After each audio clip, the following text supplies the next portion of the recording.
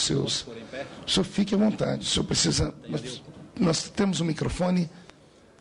Eu quero pedir a assessoria da mesa para encontrar um microfone avulso, para que o nosso doutor possa expor.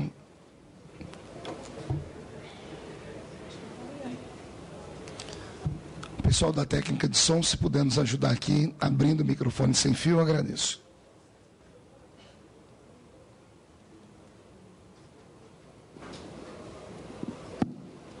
Aqui é Brasil. Agora sim. Eu podia pôr então a exposição.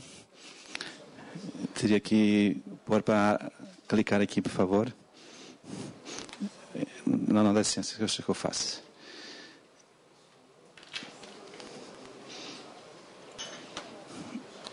Bom dia a todos. Agradeço muito o convite. Muito feliz de estar aqui colaborando com o Estatuto da Família. Vou trazer algumas considerações sobre o Estatuto que me passaram. Gostei muito dele. Muito pertinente com as necessidades do momento.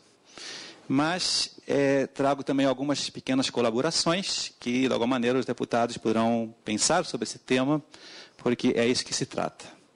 Então, conforme diz, né, o Estatuto, a primeira grande preocupação da sociedade deve ser assegurar à entidade familiar uma educação de qualidade e uma educação correta. Infelizmente, não é isso que vemos hoje em dia, né? Está tudo muito complicado e eu vou tentar expor por que isso está complicado. Saibam que, esse é o artigo 13, então, do Estatuto, saibam que a família deve ser sempre a primeira escola. A primeira escola onde a criança aprende tudo no começo. Aprende a andar, aprende a comer, aprende a tomar banho, aprende depois a falar, depois a brincar e depois, com a ajuda da escola, né, a escrever. Então, é óbvio que investir na família, que é o que esse estatuto pretende, é, sem dúvida, sonhar com a educação. Está cada vez mais comprovado isso na nossa universidade, que educar a criança desde os 0 anos de idade corretamente vai trazer um retorno para o país de forma incrível. Saibam que se percebe hoje na educação crianças com deficiência da aprendizagem, porque nos primeiros anos tiveram uma educação muito precária.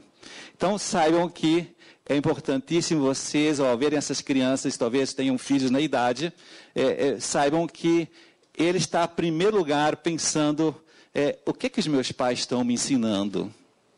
Porque são eles os primeiros educadores da sua vida. E depois chega um momento que a família sente necessidade de recorrer a uma escola. Então, é óbvio que ela vai escolher aquela escola que estiver alinhada com o seu pensamento. Infelizmente, isso hoje não está havendo. Infelizmente, né, hoje não está havendo esse alinhamento familiar-escola. Os motivos eu já vou dizer quais são, mas saibam que esse é um dos graves problemas educacionais hoje. Porque a criança, ela fica olhando a mãe em casa e depois olha o professor na escola e não bate muita coisa. Há muita incoerência, há muito choque de valores. Então, é óbvio que quando isso não existe, né, a criança fica meio perdida, fica meio insegura, fica meio... enfim, quem que está com a razão? Por isso, é muito bom recordar que o primeiro grande ideal meu, como educador, é procurar que família e escola se alinhem novamente. Enquanto eles não conseguirem isso, não existe educação. É só promessas, bons desejos, bons ideais, mas infelizmente não se consegue nada. Por quê? Porque a criança, ela aprende nos primeiros anos por imitação. Ela vai viver o que vê a mãe e o professor fazendo. Se cada um vive de um meio, de um modo, é óbvio que aquilo vai dar problema lá na frente. Então, é muito importante que hoje se recupere um instrumento que antigamente existia. Eu, quando era garoto, Eu sou português, vocês percebem pelo meu sotaque, e estudei em Portugal até vir para o Brasil com 13 anos. Naqueles meus primeiros anos em Portugal, a escola que eu estudava, meus pais iam trimestralmente à escola alinharem-se com a direção da escola para saber como trabalhar os valores, as virtudes, as qualidades que eles pretendiam para seus filhos. Me orgulho muito desse trabalho da família junto com a escola. Quando isso existe, como eu chamo de tutoria trimestral, onde pais vão à escola a cada 3 meses para conversar com os professores sobre o ideal educacional, o projeto educacional e pedagógico da escola, isso é que constrói realmente uma educação. Hoje eu trabalho com uma escola no Rio de Janeiro que faz isto. Já faz 3 anos e é uma escola de muito sucesso educacional por causa disso. Porque a gente está formando, em primeiríssimo lugar, os pais. Depois os professores, depois os funcionários e depois, muito em quarto lugar, os alunos. Então, é importantíssimo recuperar esse ideal para que nós consigamos uma educação de qualidade. Quando a família e a escola estão alinhadas, elas preparam a criança para entrar na sociedade. Esse sempre foi o procedimento correto, sempre produziu muitos bons frutos, esse caminho natural da educação. Mas o que está acontecendo hoje é exatamente o contrário. Hoje, quem está educando a sociedade é que está impondo os seus valores para a escola e depois para a família. É exatamente o processo inverso. Hoje a sociedade pressiona, e aqui o nosso professor Pedro Paulo vai nos falar em seguida através da mídia, como isso vai acontecendo. Hoje a mídia é que educa o país. E as escolas, com medo dessa pressão, vão se adaptando. E os pais, coitados, que têm muito pouca formação, às vezes, também. Então, infelizmente, é esse o grande inimigo da nossa educação. É uma mídia que muitas vezes não tem boas intenções, né, e vai minando o projeto família, o projeto escola. Então, hoje, se clama mesmo por boa educação. A gente nota, esses pais pedem, as escolas pedem, mas infelizmente a pressão social é tão forte que estão perdendo a identidade de educar. E quando uma família e uma escola perdem a identidade de educar, acabou a educação. Acabou a educação. Então, hoje, a gente vê essa pressão social. Importante é ganhar dinheiro. Importante é que o meu filho tenha uma boa faculdade para depois me dar um bom emprego, para depois me sustentar. Né? E o resto? O resto, se vier, é bom, mas se não vier, paciência. Então, o meu grande ideal educacional é mostrar para quem trabalha com educação que só oferecer recursos econômicos é um projeto destinado ao fracasso. Porque hoje a gente percebe jovens se formando na universidade, nas melhores universidades, despreparados para a vida. Semana passada estive num processo de seleção de um banco do Rio de Janeiro, um forte banco, que chamou os formandos em economia da UFRJ para a seleção de trainees. E sabe quais foram as perguntas que eles fizeram nesse processo de seleção? Primeira pergunta, você poderia me explicar como é que é a sua vida de família? Você tem pai, você tem mãe, você tem irmãos? Como é que você se relaciona com a sua família? Segunda pergunta, você poderia me explicar quantos amigos você tem? O que você faz com os seus amigos? Terceira pergunta, você pode me dizer o que você faz com a internet? Todo dia, como é que você usa esses recursos hoje? Quarta pergunta, você podia dizer quais foram os últimos livros que você leu nos últimos 6 meses? E última pergunta, o que você fez nas últimas férias? Muito obrigado, está selecionado ou não? Aí vamos ver o que deu de função das respostas. Esse foi o processo de seleção. Não perguntaram nada de economia, de bolsa de valores, matemática financeira. Não estão interessados. Hoje está precisando de gente com caráter. Não tem no mercado. Tem gente muito boa tecnicamente, evidentemente, sempre teve e sempre vai ter, mas o que está faltando hoje é saber formar o caráter. Então, é muito importante, senhores, que a gente invista nessa formação dos pais. É aí que começa tudo. Pais que não saibam ser bons educadores vão formar o mal na primeira escola dos filhos e vão escolher mal a segunda escola dos filhos, e o processo vai se reproduzindo de geração em geração, e é o que nós estamos vivendo hoje a nível geral. Obviamente tem as suas diferenças. Então, aqui vai em direção esse artigo do Estatuto. É importantíssimo ir criando nas escolas recursos para formar esses pais. Como isso é importante. Então, saibam que os pais hoje, a grande maioria deles, não tem recursos de educação. E também, quando tem, não tem forças para educar. Tão fracos. Porque é muito difícil educar.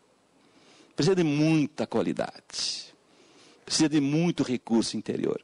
Não é só uma leitura de uma revista semanal ou de um site bacana na internet sobre família que você vai resolver esse problema. É um problema muito mais profundo que exige justamente formar a inteligência e a vontade desses pais para que eles tenham recursos para ser bons pais. Senão, infelizmente, estamos condenados ao fracasso. Então, saibam que é preciso ajudar os pais a educar. Está difícil educar hoje. Por quê? Em primeiro lugar, porque há um relativismo profundo, que cada um impõe as suas próprias ideias. Aqui a gente não pode aprofundar, mas o meu doutoramento foi nessa direção, aprofundar por que nasceu esse relativismo. Onde é que está a origem de tudo isso e quais as consequências na educação? E a gente percebe a gravidade desse relativismo hoje, ao deixar os pais totalmente confusos, ninguém tem mais certeza de nada, ninguém mais sabe se deve ou não educar corretamente. Depois, há muitos estilos de família hoje e está tudo muito confuso. Então, os pais hoje perderam referências educacionais. Quando eu vim ao mundo, meus pais tinham referências, vinham dos avós, vinham da tradição. Hoje, essas referências de tradição se perdeu. Não há mais referências. Hoje não há mais uma estrada clara para direcionar a educação. Hoje há um deserto sem referências e sem destino. Então, é óbvio que os pais se sentem muito inseguros para educar. A maior parte das vezes que eu dou palestras em escolas, em universidades, a resposta que eu ouço dos pais é: obrigado, porque eu achei que eu estava errando. Obrigado, porque isso que eu estava fazendo, ninguém está fazendo. Obrigado, porque não é isso que as novelas estão me ensinando, né? Então, muitas vezes as minhas palestras têm uma função de confirmação mais do que esclarecimento. Então, saibam que esse é um grande inimigo da educação. E depois, infelizmente, já se perdeu o verdadeiro conceito educacional. Já não sabem mais educar, nem na Universidade Federal do Rio de Janeiro, e eu estou aqui expondo a minha própria casa, com muita pena, muitos professores, infelizmente, não estão alinhados com os princípios filosóficos e antropológicos que os gregos, desde 25 séculos atrás, defendem. Eles estão com uma outra linha, com outro olhar, que, na minha visão, produz frutos muito amargos. Então, hoje, infelizmente, na universidade, há duas frentes educacionais. E nós brigamos lá dentro, sim. Porque nós queremos a verdadeira, e, na minha visão, e outros querem outra, que, na minha visão, produz gente muito problemática. Então, é óbvio que a gente tem que estar muito atento com isso. Então, o que a gente está vendo hoje é isto, muitas famílias desistirem de educar, muitas famílias cansarem-se de educar e por isso terceirizam. Por que eles terceirizam? Porque eles gostariam de terceirizar? É porque eles não têm forças, não têm capacidades intelectuais nem psicológicas para educar.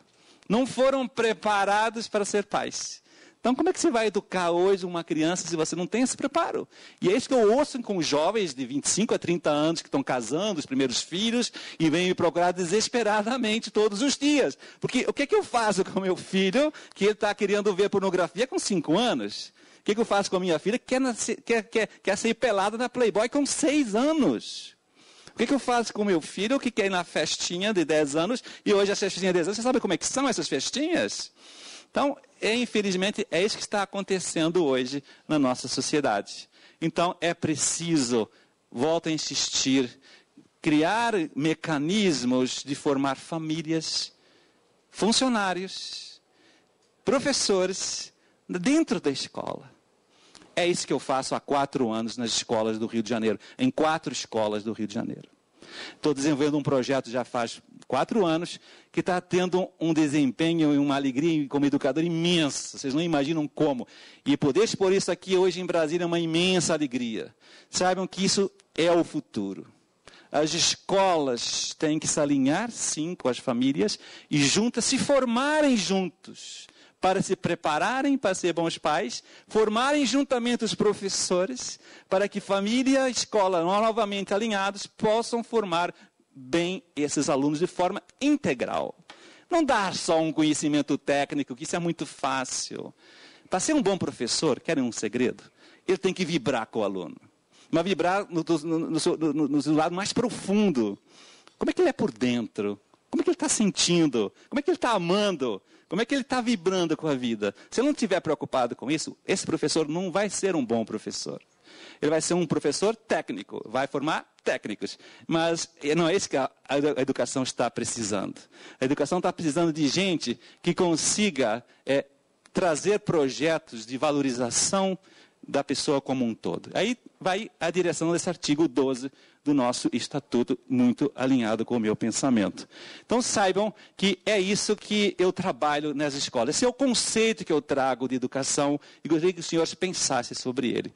Para mim, escola é um projeto comum de formação integral de pais, professores, funcionários e, em quarto e último lugar, alunos.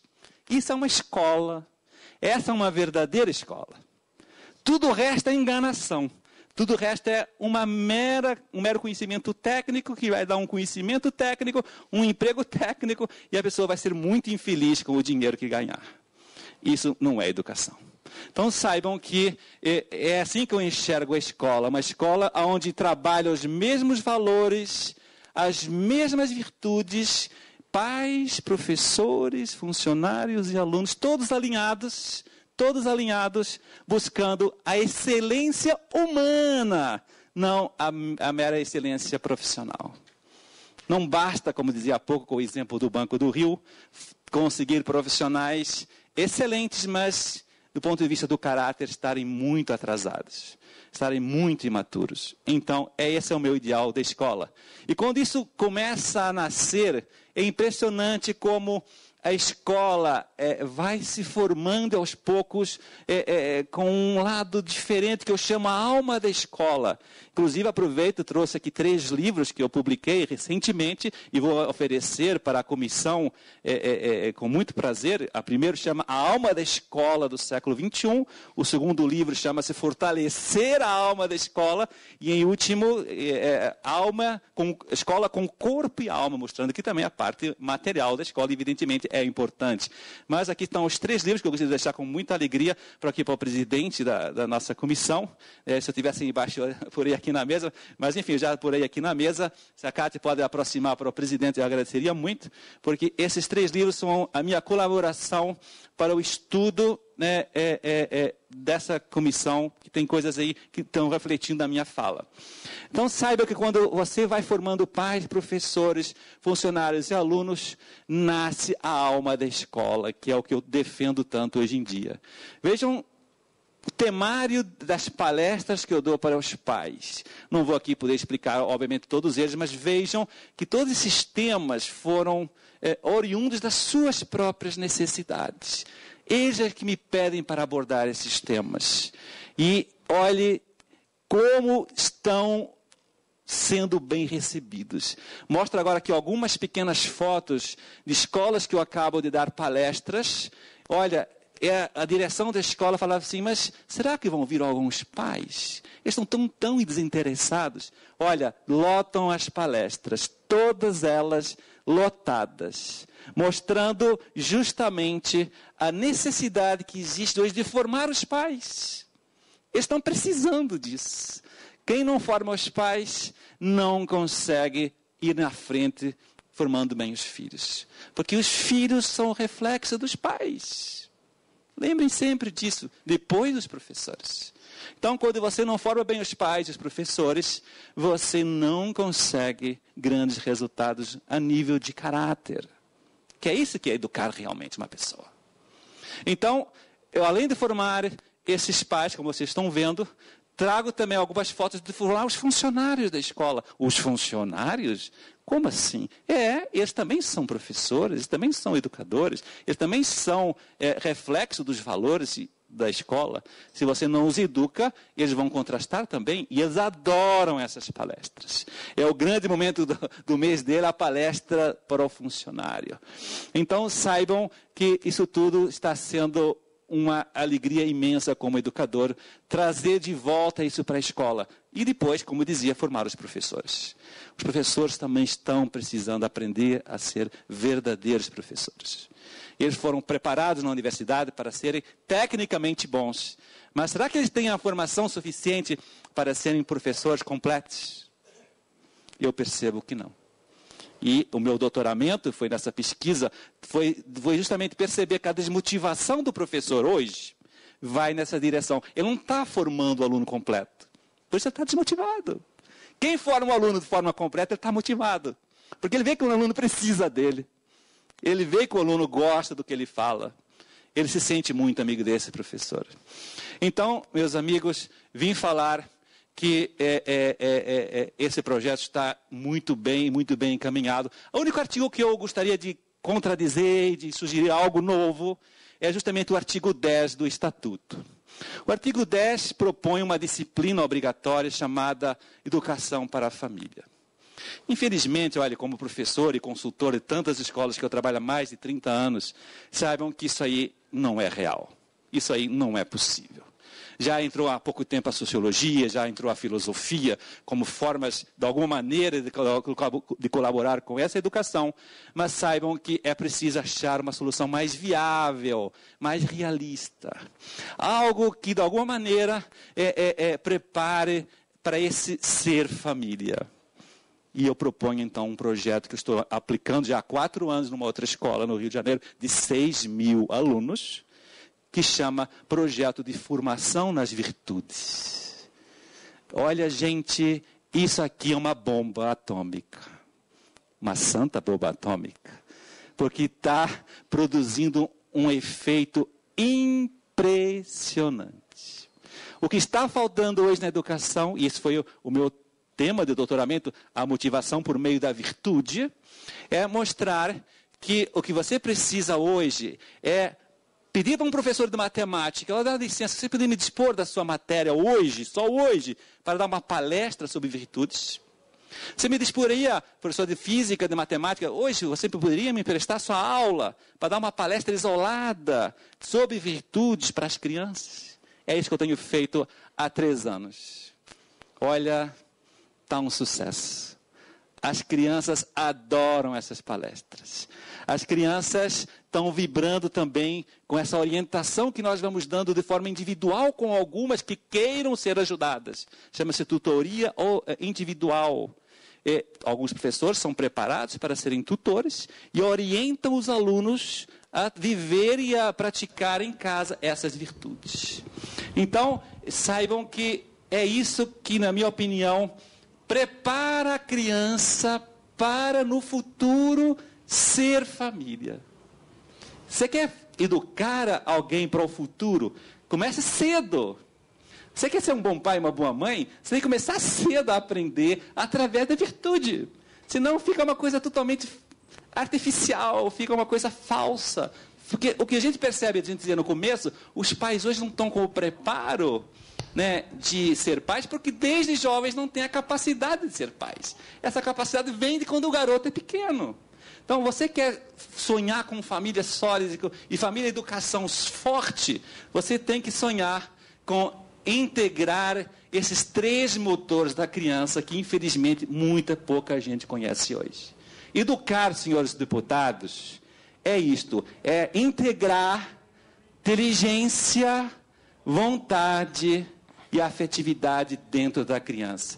A criança nasce com esses 3 motores, como nós chamamos, de inteligência que me leva a conhecer, vontade que me leva a escolher, afetividade que me leva a gostar das coisas. Ela nasce com esses motores separados. isolados, estão lá boiando dentro de si e cada um fica mandando de um jeito. Há contradição dentro da criança. Claro que há.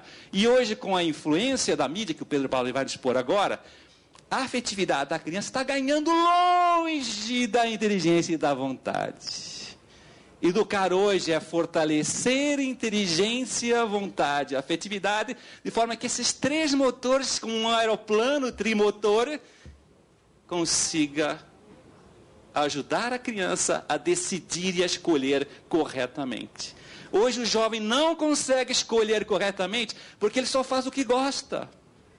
Porque é uma afetividade muito forte. Vocês acham que dá para ir longe na vida só fazendo o que gosta?